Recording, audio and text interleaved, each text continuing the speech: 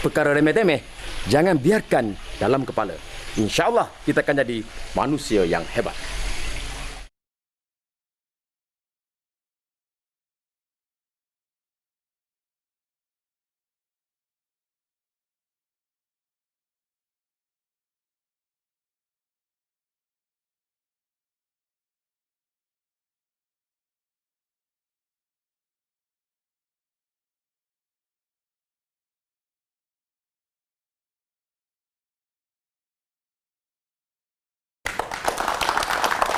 Assalamualaikum, bersama Raja jauh daripada kampung Wakaf Bunut Pasir Putih Kelantan. Kita bersiaran pada hari ini dalam rancangan Jom Jadi Orang Baik-Baik dalam slot Al-Ustaz. Alhamdulillah. Dan kita bersiaran pada hari ini episod yang pertama kita. Tajuk kita pada hari ini sangat penting. Ibu bapa cemerlang. Kita nak ajak semua ibu bapa cemerlang, nak suruh minta semua orang jadi ibu bapa cemerlang pada hari ini.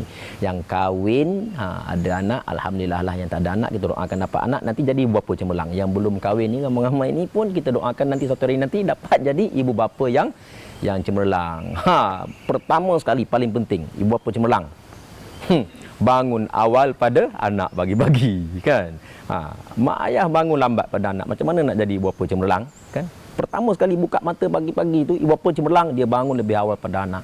Okey, bangun lebih awal. Kejutkan anak bangun tidur dengan bahasa-bahasa yang baik, kan? Bangun awal pada anak, bisikkan ke telinga, "Along, ayah dah bangun ni, ibu dah bangun, dah siap dah nak solat." Bangun awal pada anak. Ni yang terjadi kadang-kadang sebaliknya. Kan anak bangun awal pada mak ayah. Anak bangun awal ketuk pintu, "Ayah bangun. Alung dah bangun dah ni, ayah dah bangun belum?" Ayah menjawab, jauh sayup. Yelah. Kan, lepas tu anak dah mandi-mandi, dah pakai baju, ketuk lagi, "Ayah, mak." Yalah. Anak dah nak turun, dah pergi sekolah. Kan, ketuk lagi, "Ayah, duit belanja mana?" Kau, yalah, kau buka lemari kat luar tu. Kau buka dalam almari tu ada buku, kau buka buku tu. Dalam buku tu ayah ada selit-selitkan duit. Kalau tak ada, kau buka kotak merah bawah rak kasut tu. Macam-macam arahan yang diberi tanpa ada hubungan yang baik dengan anak. Bila kita tidak ada berlaku benda macam ni, komunikasi yang baik macam ni, contohnya baik macam ni, macam mana kita nak jadi ibu bapa cemerlang? Nombor satu sekali, paling penting pagi-pagi, ibu bapa cemerlang dia bangun lebih awal daripada anak. Okey, tunjukkan contoh. Macam mana nak bangun awal? Tidur awal lah tuan-tuan. Kan? Mak ayah tidur lambat. Lepas tu suruh anak tidur awal. Tidur dah pukul 10 tak tidur. Duk larang anak. Ayah duk tengok bola. Nah, bukan tak boleh tengok bola. Bolehlah sekali-sekala, kan? Ayah tidur lambat, pergi merewang, duk lepak dengan kawan-kawan kat kedai makan, kan? Ayah tidur lambat. Macam mana nak bangun awal, kan? Tidur awal, kita bangun awal. Bacalah doa sebelum tidur. Baca doa sebelum tidur. Doakan anak kita, doakan diri kita. Okey? Ada hadis yang menyebutkan jika kita baca a'udzubikalimatillahi tammati min syarri ma khalaq, kita baca doa ini sebelum tidur, insya-Allah Allah akan jaga kita. Kisah para sahabat bercerita dalam hadis, dalam Riyadhus Shalihin bercerita, kita baca doa ini, Allah akan jaga sampai kita bangun pagi besok. Baca doa ini sebelum tidur dan doakan semua orang, bukan doakan anak kita saja, rumah kita saja, doakan semua orang. Kita baca doa ini, surah At-Taubah. Laqad ja'akum rasulun min anfusikum azizun 'alaihi ma 'anittum harisun 'alaikum bil mu'minina raufur rahim. Fa in tawallau faqul hasbiyallahu la ilaha illa wa 'alaihi tawakkaltu rabbul arsyil azim. Baca doa ini sebelum tidur, insya-Allah Allah Taala akan bagi kita kekuatan yang luar biasa untuk bangun pagi, solat subuh berjemaah. Okey? Itu yang pertama, paling penting. Yang kedua, ibu bapa cemerlang ni macam mana? Yang kedua, personality. Kita bangun pagi. Abang Raja suka kongsi, ayah Abang Raja dulu. Kita tidur budak-budak kan, masa tu anak kita masih kecil lagi. Abah ni dia nak pergi kerja, bangun.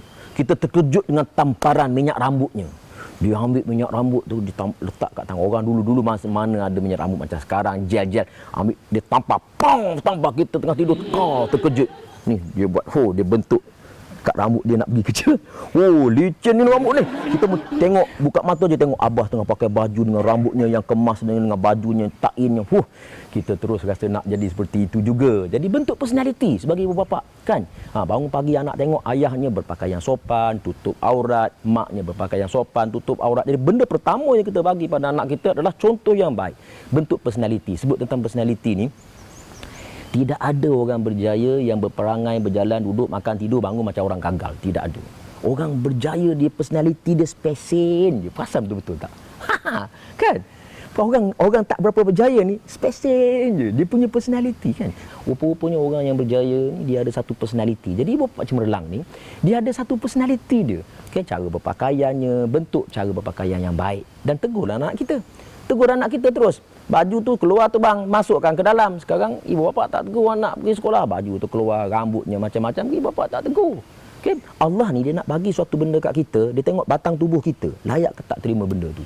Kalau batang tubuh kita tak layak terima benda tu, Allah tak bagi. Dalam surah Al-Baqarah Allah berfirman, ia tidak akan menguji makhluk dia. Tidak akan memberati makhluk dia dengan perkara yang dia tidak layak terima. Okay, jadi kita semua ni, kalau kita tak layak terima sesuatu benda, Tuhan tak bagi kat kita. Tuhan tak bagi. Kalau kita tak layak memiliki anak yang baik-baik, anak-anak yang baik-baik, Allah tak bagi kat kita. Bagaimana kita nak jadi seorang ibu bapa yang cemerlang? Jadi kalau kita nak jadi ibu bapa yang cemerlang, kita kena layakkan diri kita menjadi ibu bapa yang cemerlang. Ibu bapa yang cemerlang ni tengoklah cara berpakaiannya macam mana. Kan, cara berpakaian ibu bapa cemerlang macam mana? Bukan sekadar cara berpakaian, tetapi personality ini juga merangkumi cara bercakap, cara berjalan. Kan? Abang Raja ingat lagi masa kecil dulu kan.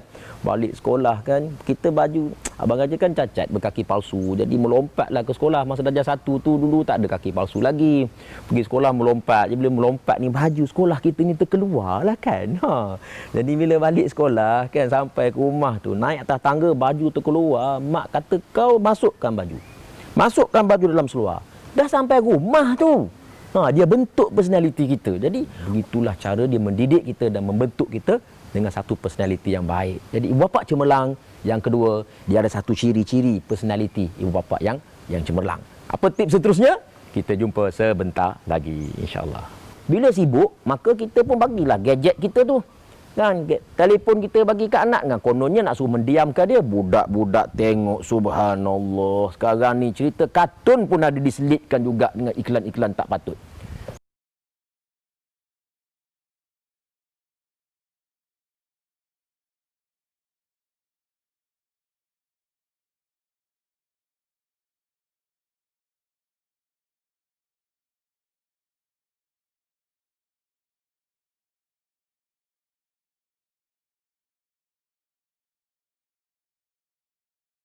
Bertemu kembali bersama Abang Raja dalam rancangan Jom Jadi Orang Baik-Baik di slot Al-Ustaz. Alhamdulillah, kita sambung perbincangan kita dalam topik ibu bapa yang cemerlang. Sebentar tadi kita bincang ibu bapa cemerlang ni bangun awal. Lepas tu dia kena ada satu personality ibu bapa yang cemerlang, bentuk personality yang hebat. Okey.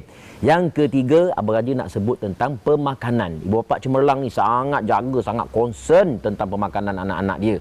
Okey, dia bagi makanan yang betul-betul berkhasiat, betul-betul baik untuk anak-anak dia. Sebut tentang makanan berkhasiat ni. Kadang-kadang berkhasiat tapi tak halal. Tak halal. Bagi makanan tak halal. Kalau bawa anak-anak pergi bercuti contohnya, pergi ke Vietnam, pilihlah kedai-kedai yang halal ni. Kalau pergi bercuti, kalau nampak darurah sikit je, bukan darurah pun. Dia je kata darurah, terus jadi halal benda haram kan. Jadi berhati-hati benda-benda macam ni. Bagi makanan yang halal kepada anak-anak. Makanan yang halal ni dan makanan yang haram ini bukan sekadar makanan yang Islam kata haram dalam bentuk khinzir dan juga anjing dan khinzir saja. Tapi sebenarnya makanan haram ni makanan-makanan yang diambil tanpa minta pun makanan haram tu. Kena ajar anak-anak kita kat rumah tu kan. Kalau makanan orang jangan ambil. Gula-gula kawan-kawan dalam beg kawan jangan ambil. Ini ambil barang-barang makanan orang ni pun, makanan yang diambil tanpa minta kebenaran ni pun makanan yang haram untuk kita makan. Ingat kisah Abu Musa As-Saleh.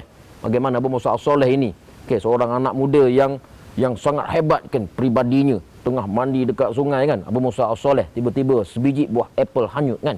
Buah apple hanyut sebiji. Abu Musa As-Saleh ni oleh kerana suka sangat makan buah apple, maka dia ambil buah apple hanyut ni.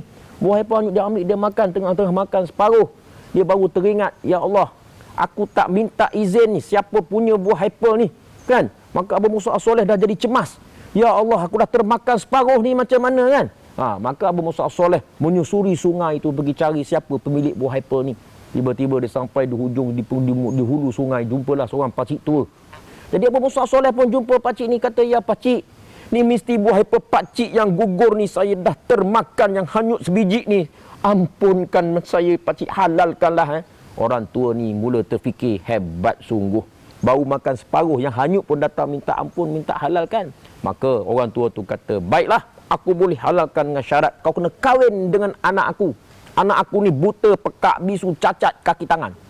dah lepas kahwin, angkat nikah siap. Orang tua tu kata, pergi, anak aku ada dalam bilik.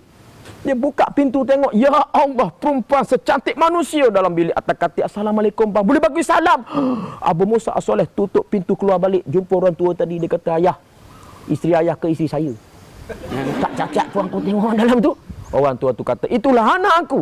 Aku kata dia cacat, pekak, buta, bisu sebab anak aku ini tidak pernah buat benda haram. Tangan kaki tak pernah buat benda haram, mata tak pernah tengok benda haram.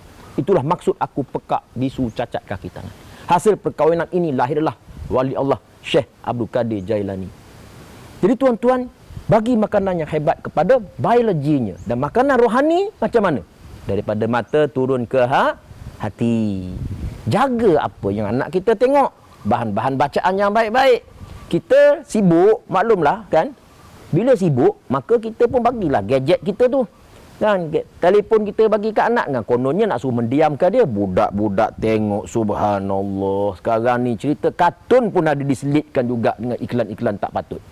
Sebab tu tuan-tuan, ibu bapa cemerlang dia jaga benda-benda macam ni. Jangan bagi benda-benda macam ni. Bukan nak mendiamkan anak, nak suruh dia tak menangis, nak suruh dia buat kerja kita, boleh buat kerja kita bagi gadget. Bukan tuan-tuan.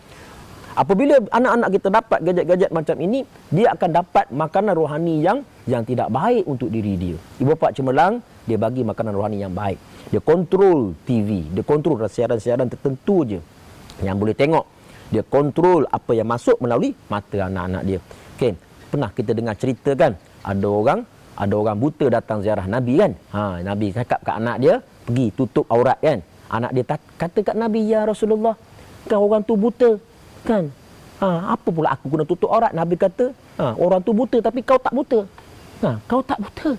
Dia apa kaitan pula orang yang melihat ni? Kan? Apa dengan orang yang buta apa kaitan? Sebab Islam itu syumul. Islam itu agama yang lengkap. Dia memberitahu kita bahawasanya tutuplah aurat sebab orang buta pun boleh rasa tahu kita. Kan? Bukan kita buka aurat tutup aurat. Jadi kita kena bagi makanan mata anak kita tu makanan yang baik-baik. Apa lagi? Quran. Bagi makanan dalam bentuk pandang Al-Quran. Bawa anak-anak kita mendekatkan diri dia kepada Allah dengan membersihkan hati dengan makanan rohani ini adalah Al-Quran. Setiap hari cuba hidupkan budaya membaca Al-Quran dalam rumah. Orang alim kata 10 ayat satu hari. Takkanlah 10 ayat je, buatlah banyak sikit kan. Jadi satu hari tu anak-anak kita memang baca Quran. Dengan kita ke dengan siapa ke dalam rumah tu. Jadi makanan rohani anak-anak kita. Saya sukalah bagi contoh, kalau kita tak boleh nak baca Quran, masa nak pergi hantar anak pergi sekolah tu lah, dalam perjalanan nak ke sekolah, 10 minit, 20 minit, 15 minit, dalam kereta tu, kita bercakap kisah-kisah para sahabat. Tanamkan kisah para sahabat dengan anak. Kan dengan anak-anak kita. Okey, abang, macam mana bang? Pagi ni kita nak dengar cerita apa pula bang? Kita bercakap kisah. Sepanjang 10 minit, satu hari 15 minit tuan-tuan. Kalau 1 tahun, banyak mana kisah para sahabat anak-anak kita dapat masuk dalam diri dia. Ini adalah kita kata makanan rohani. Melalui mata, melalui telinga. Jaga kontrol pendengaran-pendengaran yang masuk. Tuan-tuan, yang saya kasih sekalian, makanan rohani ini bukan sekadar melalui mata, melalui telinga pun boleh menyebabkan anak kita tu kenyang dengan yang benda baik ke kenyang dengan benda yang tak baik. Jadi masukkan pendengaran dengan benda-benda yang baik-baik. Ayat-ayat Al-Quran, zikir-zikir pagi-pagi. Ni pagi-pagi kita dah buka muzik gergung-gergang. Tu yang anak kita jadi gergung-gergang juga tu. Betul tak? Jadi tuan-tuan, ibu bapa cemerlang, dia jaga makanan yang nak bagi pada anak-anak dia. Makanan fizikal, makanan biologi dan juga makanan rohani anak-anak dia. Okay, macam mana? Jom kita jadi ibu bapa cemerlang bersama-sama dengan Abang Raja. InsyaAllah. Kita bersama sebentar lagi dalam rancangan Jom Menjadi Orang Baik-Baik di slot Al-Ustaz. Sebentar lagi. Gantikan gadget itu dengan batang tubuh ayah dengan mak tu. Okay? Ayah dengan mak luangkanlah masa dengan anak-anak. Luangkan masa dengan anak-anak. Supaya anak-anak tidak melihat gadget itu sebagai alternatif kepada mak dan ayah. Okay? Main dengan dia. Tanya dia apa yang dia nak, dengar apa yang dia bercakap. Okay? Kita kena kreatif.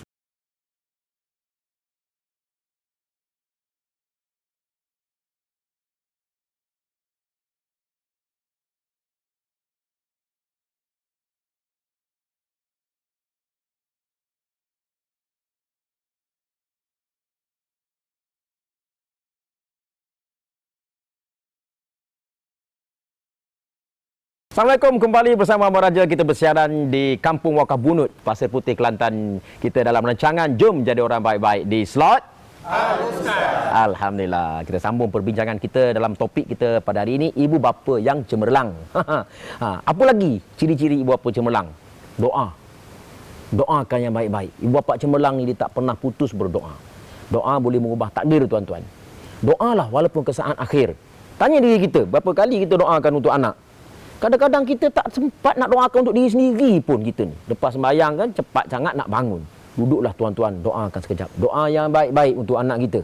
Sampai bila-bila pun doa. Walaupun anak kita nakal macam mana pun, doa yang baik-baik. Kita tak tahu bila Allah Ta'ala akan ubah anak kita yang nakal tu jadi baik. Okay, doa yang baik-baik. Okay, amalkan selalu ubur-ubun anak-anak kita ni. Okay, amalkan selalu. Okay, anak-anak yang kita masih bersekolah yang kecil-kecil, amalkan baca ni. Rabbana hablana min azwajina wa zurriyyatina qurrata a'yun waj'alna lil muttaqina imama. Hembus satu ubur-ubur ni tuan-tuan. Hembus 3 kali sebelum dia pergi sekolah. Amalkan. Dia berubah tuan-tuan, berubah. Tuan-tuan amalkanlah. Nah, tengok. Tak lama tuan-tuan. Dalam masa beberapa ketika je tuan-tuan amal benda ni. Doa ni subhanallah, hebat, luar biasa. Doakan yang baik-baik. Tuan-tuan, kita akan membincangkan satu lagi tips yang sangat penting yang saya selalu tekankan dalam ceramah saya di mana-mana, iaitu sayangi anak orang macam sayang anak kita. Okey, sayangi anak orang macam sayang anak kita. Ini yang jarang berlaku. Ibu bapa cemerlang ni, dia tengok anak orang, dia sayang anak orang macam dia sayang anak dia sendiri. Okey, sekarang ni di negara kita lah saya perhatikan sangat. Kita tak sayang anak orang, kita sayang anak kita je. Anak orang dapat nombor 1, kita tak seronok. Kita yang sebenarnya seronok anak kita dapat nombor 1. Ini satu persepsi, satu cara yang agak tak berapa sihat. Okay? Kita nak anak kita duduk depan dalam kelas. Kita tak kisah anak orang duduk belakang. Kan? Ini satu perkara yang silap. Sebenarnya kita kena sayang anak orang macam kita sayang anak kita. Barulah anak kita akan berjaya, anak orang akan berjaya. Berjaya sama-sama. Kalau anak kita seorang berjaya, jadi doktor, jadi engineer, memiliki kemewahan dunia dan sebagainya, anak orang sekeliling semua nakal-nakal, jahat-jahat, penjenayah, hancur lebur rumah anak kita kena rompak nanti. Betul tak? Jadi kejayaan dalam Islam itu adalah kejayaan yang holistik. Semua orang kena berjaya. Okay? Kita diajar nak berjaya, kita kena banyak menjayakan orang lain. Kan? Dah siap kerja sekolah, bagilah kawan-kawan tengok. Nak tengok kerja sekolah, mari kita pakat buat sama-sama. Ni tidak, dia kerja sekolah dah siap, dia sorok. Aku tak boleh buat. Kau tanya orang lain lah. Ini ciri-ciri sifat-sifat yang tak baik. Ibu bapa yang cemerlang, dia sayang mak bapak. Mak bapak anak orang lain pun dia sayang. Dia tengok ibu bapa lain, dia rasa macam keluarga dia, macam saudara mara dia. Sayang berpada-pada lah kan. Ni kau sayang mak orang lain, kau sayang bapa orang lain, tu jadi lain pula ceritanya. Okey. Sayang berpada-pada. Maksud saya di sini hormat menghormati. Hormat ibu bapa yang cemerlang tuan-tuan. Okey, mereka melihat orang lain, anak orang lain, mereka rasa sayang. Ini satu keluarga. Belajar sama-sama dengan anak aku. Okey, walaupun tak sekolah sama-sama, tapi tengok anak orang lain, dia ambil berat. Anak orang lain apa sah naik basikal pelik-pelik. Sekarang ni dah keluar balik basikal yang handle dekat macam ni. Tak tahu macam manalah pula dia modified basikal. Semua jadi satu budaya pula. Malam-malam naik basikal ramai-ramai. Ibu bapa cemerlang dia tegur. Sebab dia tahu anak orang itu pun macam dia rasa macam anak dia.